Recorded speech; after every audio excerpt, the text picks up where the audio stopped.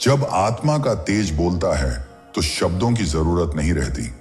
क्या आपने कभी किसी ऐसे व्यक्ति को देखा है जो कुछ कहे बिना ही पूरे कमरे का ध्यान अपनी ओर खींच लेता है, जिसके चेहरे पर एक अजीब सी शांति होती है, एक अदृश्य आकर्षण, एक ऐसा तेज जो दुनिया की नजरों में चमक नहीं लेकिन आत्मा की आंखों को खींचता है? वो तेज क्या है? वो कोई मेकअप नहीं, कोई पोज नहीं, वो प्रभु का तेज है।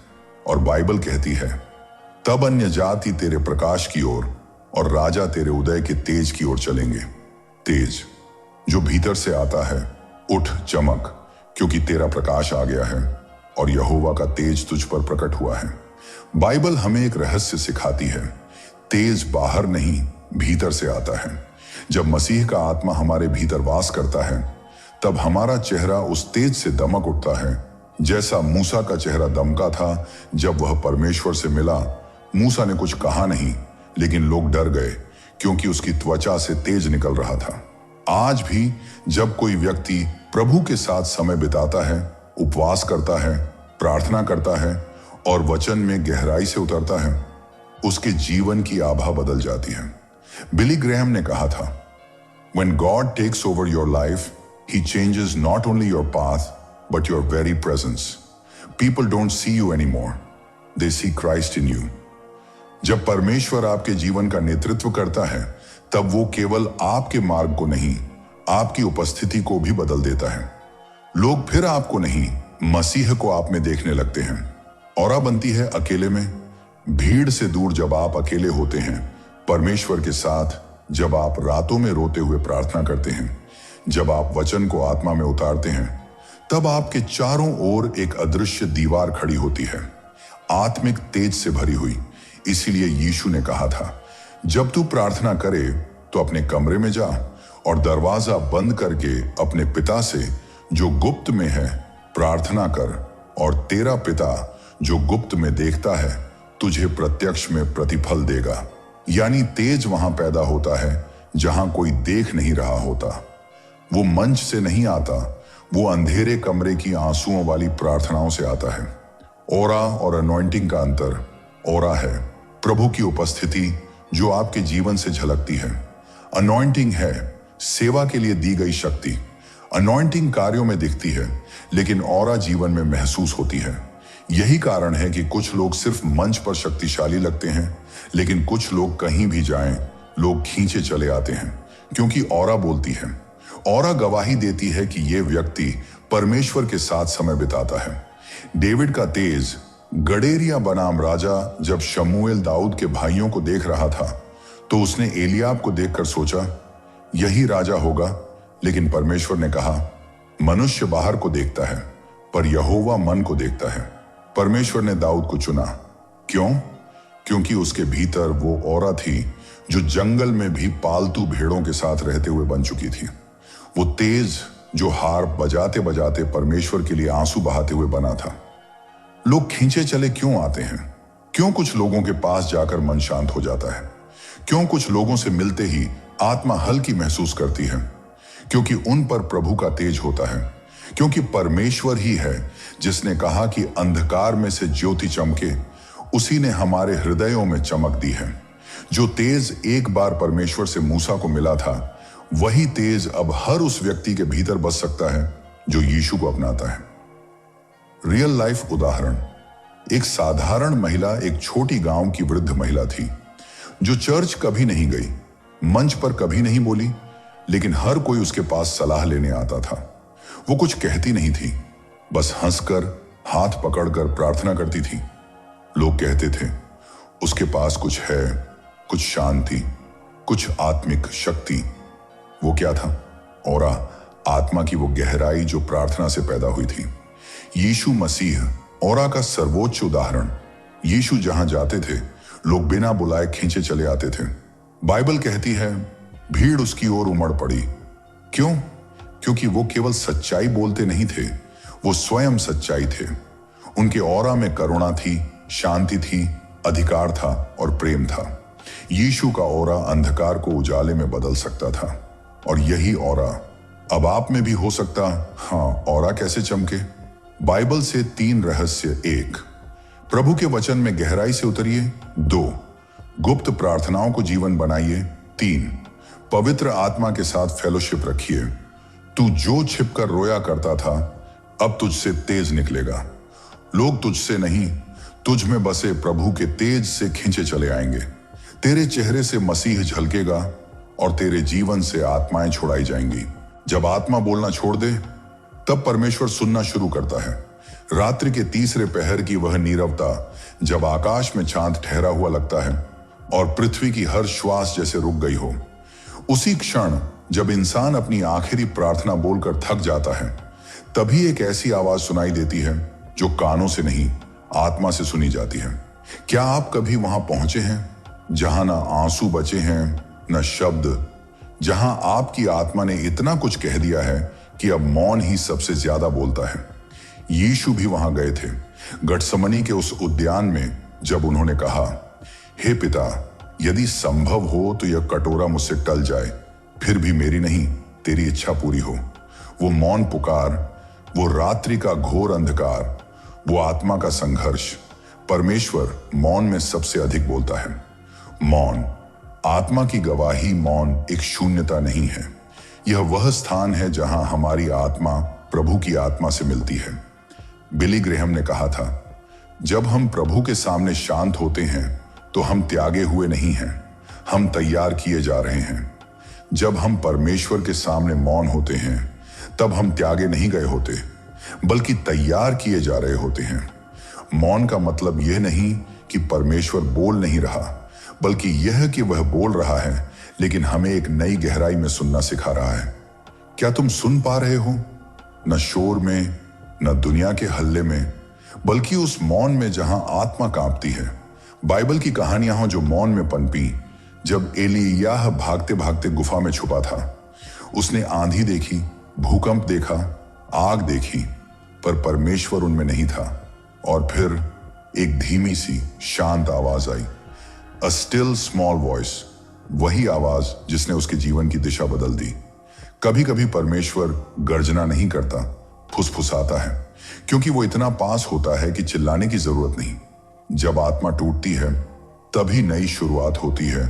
याकूब तब तक लड़ता रहा जब तक उसकी जांग की नस न खिंच गई, और उसी क्षण जब वह चलने लायक न रहा, उसका नाम बदला, इस्राएल रखा गया। मौन हमारी आत्मा की वह चोट है जो हमें नया नाम देती है। जब हम प्रभु के सामने टूटते हैं तभी वह हमें फिर से गढ़ता है। आपका मौन टूटा हुआ नहीं है, वह बन रहा है। आत्मा की भाषा मौन में होती है। प्रेरित पौलुस ने कहा, जब हम नहीं जानते कैसे प्रार्थना करें, तब आत्मा हमारे लिए कराहों के साथ प्रार्थना करती है जो शब्दों में व्यक्त नहीं हो सकती। क्या आपने कभी कराहते हुए प्रार्थना की है, जहां केवल एक हे यीशु निकलता है और फिर सिर्फ आंसू, मौन, थरथराहट? वहीं सच्ची आत्मिक प्रार्थना जन्म लेती है। मौन का फल आत्मा की बहाली। जब आप दुनिया से थककर प्रभु के चरणों में गिरते हैं तो वह आपको वैसे नहीं छोड़ता जैसे आप आए थे। वह मौन में आपके भीतर बीज बोता है, शांति का बीज, सामर्थ्य का बीज, विश्वास का बीज। फिर कुछ दिन बाद जब आप प्रार्थना में फिर से उठते हैं तो पाते हैं कि आपने कुछ पाया है जो शब्दों में नहीं, आत्मा में है। मौन एक यज्ञ है। मौन कोई अभ्यास नहीं, यह त्याग है। आपके हृदय की वेदी पर रखा वह यज्ञ, जहां आपने सब कुछ प्रभु को सौंप दिया, अपने सपने, आंसू, प्रश्न, डर, और अब केवल मौन बचा है। वही मौन आपका बलिदान है। बिली ग्रेहम ने एक बार कहा था, you will never understand God's silence until you surrender completely. आप परमेश्वर की चुप्पी को तब तक नहीं समझ सकते जब तक आप पूरी तरह समर्पण न करें। प्रभु मौन में क्या कर रहा होता है? 1, वह आपकी आत्मा को मजबूत कर रहा है। आप सोचते हैं कि आप टूट रहे हैं, पर वह आपको ढाल रहा है। 2, वह आपको गहराई में ले जा रहा है। सतही प्रार्थनाएं शोर में होती हैं, गहरी प्रार्थनाएं मौन में। 3, वह आपके विश्वास की परीक्षा ले रहा है। जब आप कुछ सुन नहीं रहे फिर भी भरोसा करते हैं, वहीं विश्वास खरा होता है। 4, वह भविष्य के लिए आपको तैयार कर रहा है। जैसे यीशु 40 दिन जंगल में रहे, फिर उनकी सेवकाई शुरू हुई। चलिए अब आत्मा की यात्रा में और गहराई में उतरें। कभी कभी प्रभु कोई उत्तर नहीं देता, क्योंकि वह हमें उत्तर से भी बड़ा कुछ देना चाहता है, स्वयं का अनुभव। क्या आप तैयार हैं इस आत्मिक यात्रा के अगले चरण के लिए, जहां अब न सिर्फ मौन बल्कि उस मौन में छुपी परमेश्वर की उपस्थिति प्रकट होगी? चलिए चलते हैं अगले भाग की ओर, जहां मौन से सुनाई देगा प्रभु का बुलावा। और तब एक ऐसी आभा चमकी जिसने पूरे जीवन को रोशन कर दिया। जब आत्मा मौन होती है तो परमेश्वर की उपस्थिति और अधिक स्पष्ट होने लगती है। पिछली रात जहां आंसू थे, वहीं अब एक पवित्र कंपन था, कुछ ऐसा जो बाहर नहीं भीतर चमक रहा था। यह वह घड़ी थी जब आत्मा ने बोलना बंद किया और परमेश्वर की आभा ने बोलना शुरू किया। यीशु मसीह ने कहा था, तू अपने पिता से जो गुप्त में है प्रार्थना कर, और तेरा पिता जो गुप्त में देखता है तुझे प्रतिफल देगा। यही गुप्त प्रार्थना अब प्रकाश की वर्षा बन गई थी। आभा का अर्थ केवल चेहरा चमकना नहीं होता, यह आत्मा से उठती एक दिव्यता है। यह कोई साधारण तेज नहीं था, यह वह आभा थी जो मूसा के चेहरे पर उस समय आई थी जब वह परमेश्वर से साक्षात्कार करके नीचे लौटा था। और जब मूसा सीनै पर्वत से उतर रहा था तो वह नहीं जानता था कि यहोवा से बात करने के कारण उसके चेहरे की चमक हो रही थी। यह आभा दिखाने के लिए नहीं होती, यह गवाही देने के लिए होती है कि कोई प्रभु के निकट गया है। और जब यह आभा आती है तो लोग खींचे चले आते हैं। आत्मा का तेज कैसे आता है? पहला, पवित्र आत्मा के द्वारा परिपक्वता। जब कोई व्यक्ति प्रभु के चरणों में टूटता है तो वह अपने पुराने स्वरूप को त्याग देता है। पवित्र आत्मा तब उसे नई समझ, नया दृष्टिकोण और नई उपस्थिति देता है। परंतु हम सब जो खुले चेहरे से प्रभु की महिमा को निहारते हैं, उसी स्वरूप में ढलते जाते हैं। 2, अंदर की सफाई बाहर की चमक बनती है। यह आभा किसी श्रृंगार से नहीं आती, यह उस पश्चाताप से आती है जहां व्यक्ति खुद को पूरी तरह प्रभु के सामने खोल देता है। 3, वचन की गहराई आत्मा में उतरती है। जब कोई व्यक्ति हर दिन परमेश्वर के वचन में डूबता है, वह वचन उसकी आत्मा में रोशनी भरने लगता है। तेरा वचन मेरे पांव के लिए दीपक और मेरे मार्ग के लिए उजियाला है। और फिर लोग क्यों खींचे चले आते हैं? जब आत्मा परमेश्वर की ज्योति से भर जाती है तो वह लोगों को खींचने लगती है, न शब्दों से, न प्रचार से, बस उपस्थिति से। तू हमारे लिए एक सुगंध बन जाता है, जीवन की सुगंध जो मसीह से आती है। बिली ग्राहम ने कहा था, जब आत्मा में आग जलती है तो लोग दूर से भी उसकी गर्माहट महसूस करते हैं। और यही हो रहा था। लोग पूछने लगे, तुम में ऐसा क्या है जो पहले नहीं था? और जवाब सिर्फ एक था, यीशु। यीशु की आभा में चमकने का रहस्य एक, यीशु के साथ गहन समय बिताना। यीशु सुबह सुबह एकांत में जाकर प्रार्थना करते थे। वहां कोई देखने वाला नहीं होता था, लेकिन स्वर्ग की ज्योति वहीं से उनके चेहरे पर उतरती थी। 2, आत्म इनकार और क्रूस उठाना। जो कोई मेरे पीछे आना चाहे वह अपने आप को इनकार करे और प्रतिदिन अपना क्रूस उठाए और मेरे पीछे हो ले। जब हम अपने अहंकार को त्यागते हैं तो प्रभु की महिमा हमारे जीवन को ढक लेती है। 3, प्रेम से चलना। आभा का सबसे बड़ा चिन्ह प्रेम है। जब यीशु ने कहा, तुम एक दूसरे से प्रेम रखो, तो वह केवल नियम नहीं दे रहे थे, वह आत्मिक तेज का रहस्य बता रहे थे। जब आत्मा का तेज संसार से नहीं छुपता, जब आत्मा जगमगाती है तो दुनिया उसे देखती है। यीशु ने कहा, तुम जगत की ज्योति हो।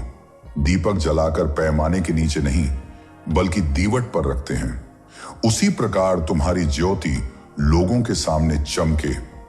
इसलिए यह आभा दूसरों को मार्ग दिखाने के लिए दी जाती है, सिर्फ अपने लिए नहीं।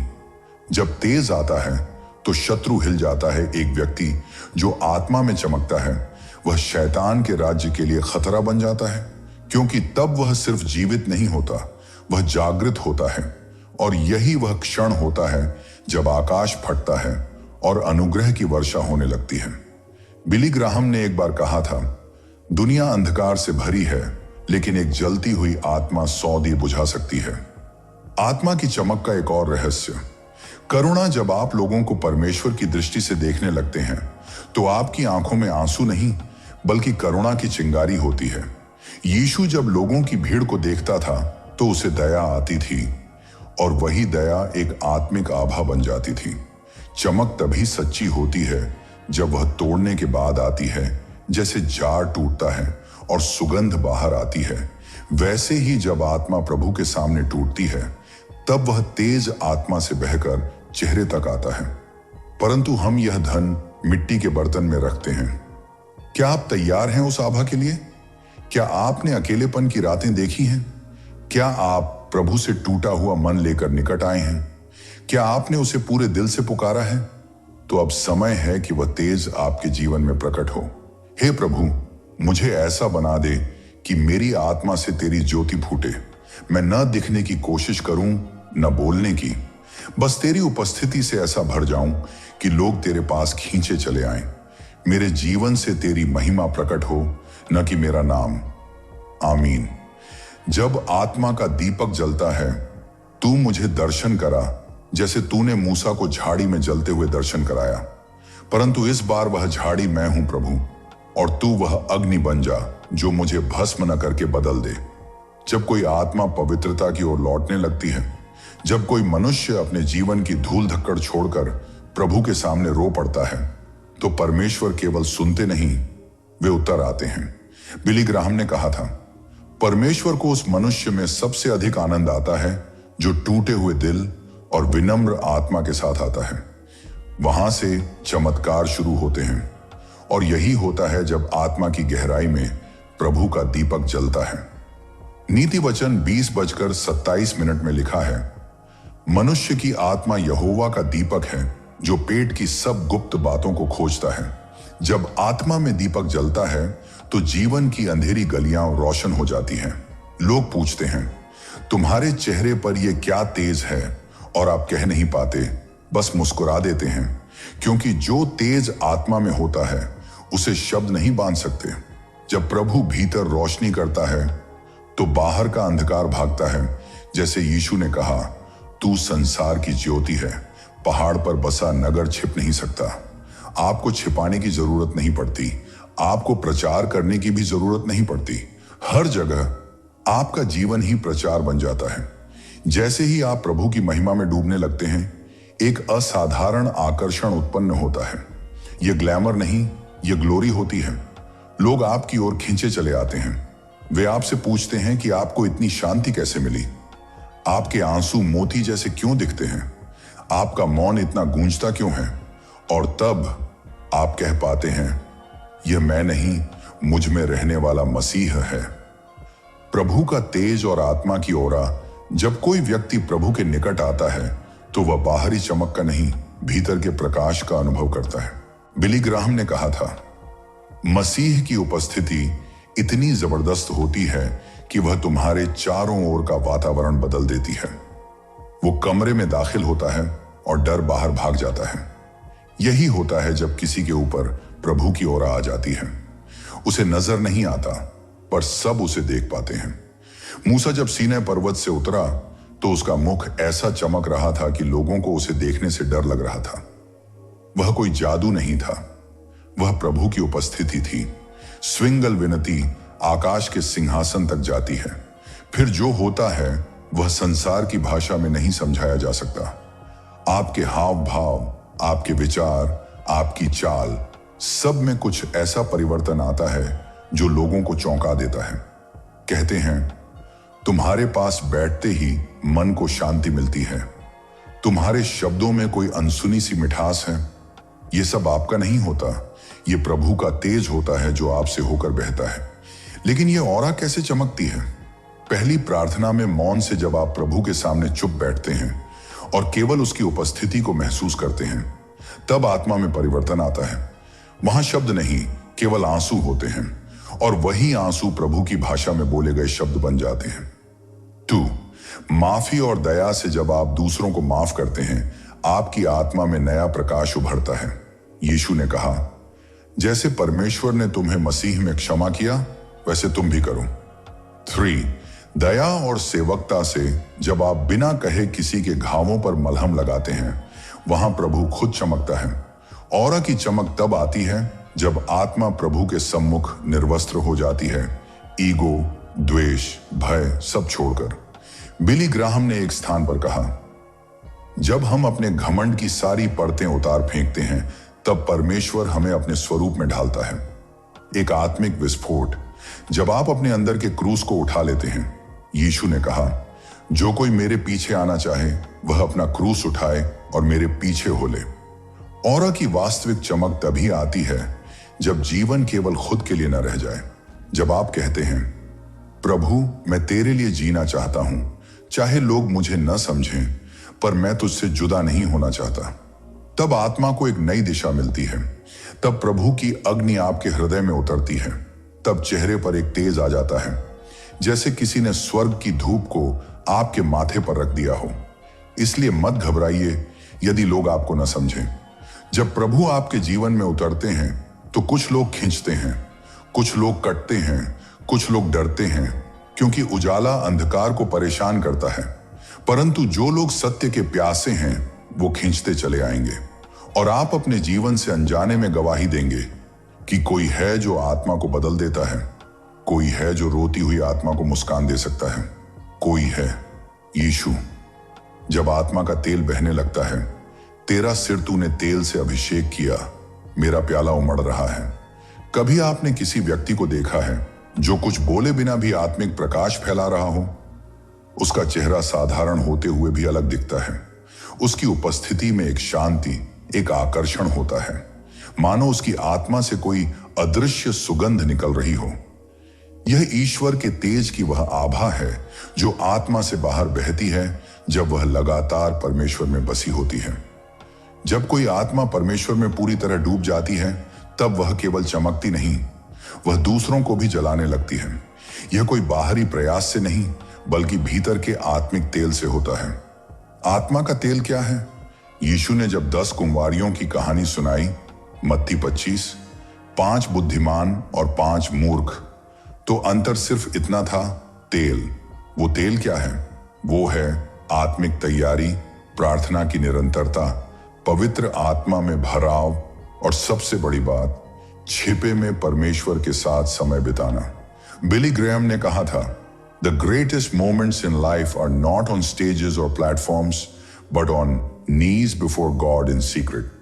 जीवन के सबसे महान क्षण मंचों पर नहीं, घुटनों पर परमेश्वर के सामने छिपे हुए होते हैं। जब तुम छिपे में रोते हो तो प्रकाश बाहर फैलता है। तुम्हारी वो रातें जिन्हें तुमने अकेले परमेश्वर के सामने बिताई, वो आंसू जो किसी ने नहीं देखे, वो टूटी हुई पुकारें जो केवल स्वर्ग ने सुनी, वो सब तेल में बदल जाते हैं। यह वही तेल है जो तुम्हारी आत्मा से बहता है और तुम्हारी आभा को बनाता है। लोग इसलिए नहीं खींचते कि तुम सुंदर हो या ज्ञानी हो, लोग खींचते हैं क्योंकि तुम्हारे भीतर से कुछ चुपचाप बोल रहा होता है। आत्मिक तेज और बाइबल, जब मूसा 40 दिन तक परमेश्वर के साथ पर्वत पर रहा और फिर नीचे उतरा, तो लोगों ने उसका चेहरा देखा। वो तेज से चमक रहा था, लेकिन उसने कुछ नहीं कहा था, न कोई प्रचार, न कोई दिखावा। वो केवल परमेश्वर की उपस्थिति में रहा था। और यही होता है जब कोई आत्मा उस पवित्र उपस्थिति में लगातार समय बिताती है। चेहरे पर तेज नहीं, आत्मा पर आभा होती है। लोग कहेंगे, तुम में कुछ है जो शब्दों से समझ नहीं आता। कुछ आत्माएं गवाही नहीं देती, वो खुद एक गवाही होती हैं। कुछ आत्माएं प्रचार नहीं करती, वो खुद चलती फिरती भविष्यवाणी होती हैं। उनके हाव भाव, उनकी चुप्पी, उनकी नजरें सब कहती हैं, मैंने प्रभु को देखा है। बिली ग्रेहम ने कहा, people don't need to see religion, they need to see Christ shining through you. लोगों को धर्म नहीं देखना है, उन्हें मसीह तुम्हारे जरिए चमकते हुए देखना है। चुपचाप आत्मिक शक्ति का विस्फोट कभी देखा है? बिजली चमकती है, आवाज होती है, लेकिन सूरज हर दिन निकलता है बिना शोर के और फिर भी जीवन दे जाता है। वैसा ही होता है आत्मिक तेज, बिना शोर, बिना शान, लेकिन सब कुछ बदल देता है। आत्मिक तेज के 5 रहस्य। 1, छिपे में प्रार्थना। सार्वजनिक तेज का स्रोत निजी घुटनों पर है। 2, परमेश्वर के वचन में गहराई। आत्मा की चमक बाइबल के शब्दों से निकलती है। 3, पवित्र आत्मा की संगति। जब आत्मा आत्मा से जुड़ती है, आभा जगती है। छोड़, क्षमा की शक्ति। जिस आत्मा ने क्षमा करना सीख लिया, वो मुक्त होकर चमकती है। 5. धैर्य और नम्रता। आत्मिक तेज कभी अहंकार में नहीं, विनम्रता में बसता है। प्रभु से भरे लोग आत्मा से खींचते हैं। यीशु ने कभी प्रचार नहीं किया किसी को आकर्षित करने के लिए। लोग खुद खींचे चले आते थे। क्यों? क्योंकि वो स्वयं ईश्वर का तेज था। जब हम मसीह से भरते हैं, हम किसी को खींचने की कोशिश नहीं करते। आत्मिक चुंबकत्व खुद काम करता है। क्या आपकी आत्मा चमक रही है? नजर डालिए अपनी आत्मा पर। क्या वो प्रभु के तेल में भीगी है? क्या आप रातों को जागकर उस तेज के लिए रोते हैं? क्या आप अपने लिए नहीं, बल्कि दूसरों की आत्मा को खींचने के लिए जल रहे हैं? यही वो आत्माएं हैं जिनके कारण लोग खींचते चले आते हैं। आपका जीवन प्रचार से नहीं, आपकी आत्मा की आभा से मसीह की ओर लोगों को खींचेगा। और ये आभा, ये तेज, ये आत्मिक चुंबकत्व बाजार में नहीं मिलता, भीड़ में नहीं, मंच पर नहीं। ये मिलता है अकेले में, अंधेरे में, रोते हुए, छिपे हुए उस गुप्त स्थान में जहां केवल आप और प्रभु होते हैं। जब आत्मा का आवरण उतरता है, जब छाया हटती है, तब आत्मिक आकाश खुलता है। और वहीं पर होता है वो क्षण जब वो तेज जो भीतर था बाहर प्रकट होने लगता है। ये कोई सामान्य प्रकाश नहीं होता। ये वही तेज होता है जो मूसा के चेहरे पर चमका था। ये वही तेज है जो यीशु से तब निकला जब वो रूपांतरित हुआ था। और ये वही तेज है जो हर उस आत्मा से फूट पड़ता है जो पूरी तरह प्रभु को समर्पित हो जाती है। परमेश्वर की आत्मा जब भीतर वास करती है, तब हमारी चेतना, हमारी उपस्थिति, हमारी चाल, हमारे शब्द, सब कुछ आत्मिक चुंबक बन जाता है। लोग खींचे चले आते हैं। ये हमारे व्यक्तित्व से नहीं, बल्कि उस दिव्यता से होता है जो अब हम में बस गई है। चमक जो प्रचार से नहीं, समर्पण से आती है।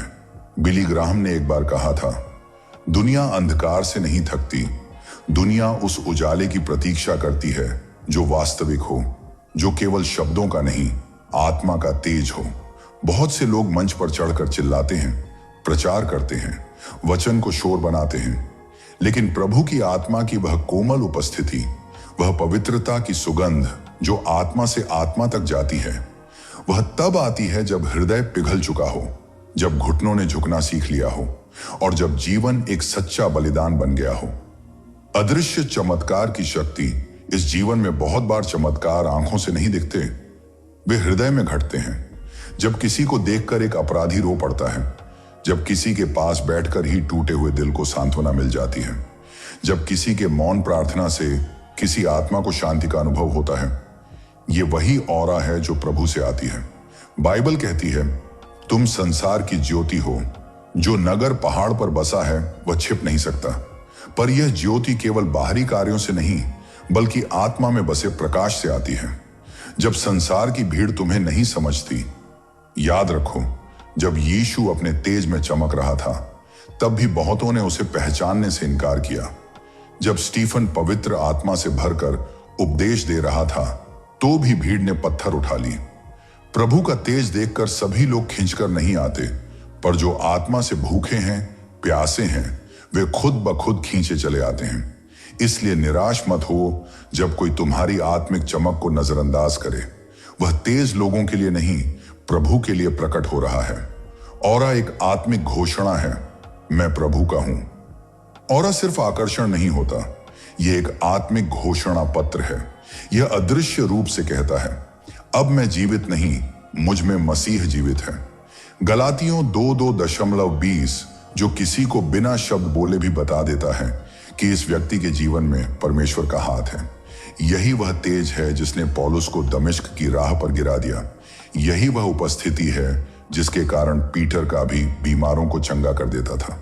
आखिरी रहस्य, औरा मेहनत से नहीं, मृत्यु से आता है। और अब अंत में वो सत्य जो बहुत से लोग नहीं जानते। औरा कोई बाहरी क्रीम, ऊर्जा, क्रिस्टल या मंत्रों से नहीं आता। यह आत्मा की क्रूस पर चढ़ाई से आता है। जब तुम्हारा अहंकार मरता है, जब तुम्हारी योजनाएं प्रभु के हाथों में समर्पित होती हैं, जब तुम्हारे शब्द मौन हो जाते हैं और केवल आत्मा बोलती है, तभी वह तेज प्रकट होता है। बिली ग्राहम ने कहा था, क्रूस पर मृत्यु के बाद ही पुनरुत्थान होता है, और वही पुनरुत्थान तुम्हारे चेहरे पर दिखता है, एक ऐसी ज्योति के रूप में जिसे कोई बुझा नहीं सकता। अब यह आत्मिक यात्रा तुम्हारी है। अगर इस पूरी आत्मिक यात्रा में कहीं भी तुम्हारे हृदय ने धड़कन बदली हो, यदि कहीं पर आंसू आए हों, यदि किसी पंक्ति ने तुम्हारे भीतर प्रभु की उपस्थिति को छू लिया हो, तो यह संयोग नहीं, यह परमेश्वर का बुलावा है। यह एक वीडियो नहीं, एक आत्मिक यात्रा है, और इस यात्रा में हम सब मिलकर चल सकते हैं। अब हम एक परिवार बन सकते हैं। यदि आपने इस पूरे प्रकाशमय मार्ग में कुछ भी महसूस किया, तो मैं आपसे दिल से एक ही विनती करता हूं, इस चैनल यीशु की सोच को सब्सक्राइब करें। इस वीडियो को अपने परिवार और दोस्तों के साथ साझा करें, ताकि और आत्माएं भी प्रभु के तेज से जगमगा सकें। कमेंट में हमें बताएं कि प्रभु ने आपसे इस यात्रा में क्या कहा, क्योंकि आपकी गवाही किसी और की प्रेरणा बन सकती है। आत्मा का तेज तब फैलता है जब वह साझा किया जाए। आइए मिलकर वो तेज बने जिससे पूरी दुनिया रोशन हो जाए। तुम ज्योति हो, यीशु मसीह।